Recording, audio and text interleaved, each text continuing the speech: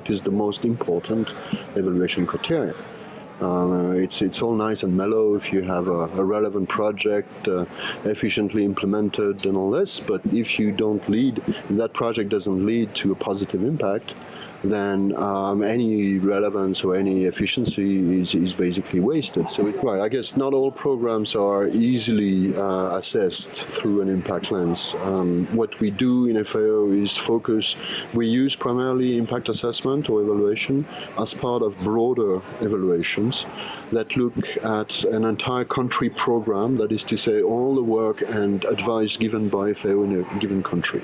Now, in our experience, it's much easier and it's also more interesting for policymakers if you focus your impact assessment at the field level. That is to say, projects with communities lend themselves much more to this sort of exercises than projects at the policy level or even capacity building projects with the government. Well, agriculture is a very important sector economically. In most of the countries in Africa, for example, it represents something like more than half of the GDP, typically, or slightly less than half, and it employs very often from 70 to 80% of the population. So it's a very significant sector for Africa in particular and for developing nations in general. The difficulty in doing impact evaluations in an economic sector, such as agriculture, is that you don't have easy to identify counterfactuals. We need to be realistic about what sort of counterfactual we can get. Usually what we get is we look at a number of households or communities that has not been touched by the project as a counterfactual. This is limitation in the sense that this community might have been, and certainly have been, working with other development workers and agencies and FAO. There could have been so many NGOs working on that particular locale, and you don't know.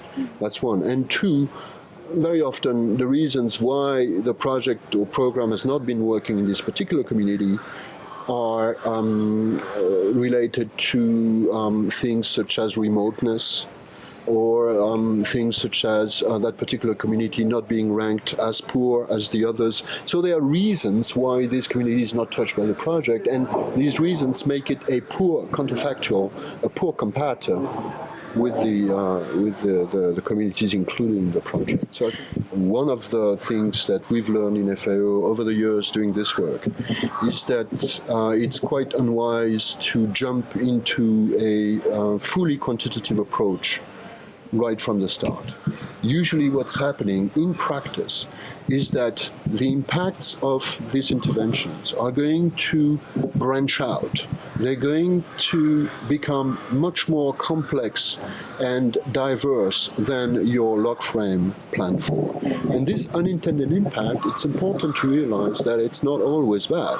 Very often, it's positive impact, but it's not in the minds of the project planners. Now, if you start your impact assessment with a heavy quantification effort through a survey, for example, or any other tool, right from the start, more often than not, you will focus on intended impacts, the ones that you expect to see. But you will, therefore, not be in a position to map or measure the other impacts, the ones that you don't expect to see. So for these reasons, we believe that it's very important to do a comprehensive and a credible job at impact assessment to try, first and foremost, to qualify your impact before you try to quantify it. If you find an impact, you publish.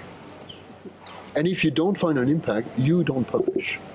Or if you find, God forbid, overly negative impacts in your interventions, of course you will not publish them.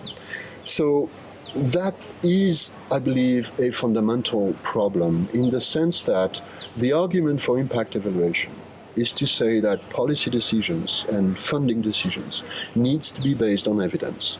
But if you only publish part of your evidence and you don't publish the other part, then the message that you're sending is not truthful, is not evidence-based at all. It is more a form of public relation exercise than a scientific, truth-seeking exercise. And this is something that we try to practice in FAO. Whenever we do a country program evaluation and we do an impact assessment within it, we do publish the findings, irrespective of whether they're positive or negative. It calls for independent evaluation officers and independent impact evaluators. If the impact evaluation is paid for by the program or by the programmatic entity doing the intervention, chances are that the results are going to be colored by the desires and wishes of this organization. And so it's very important to frame your impact evaluations and organize them through an independent system.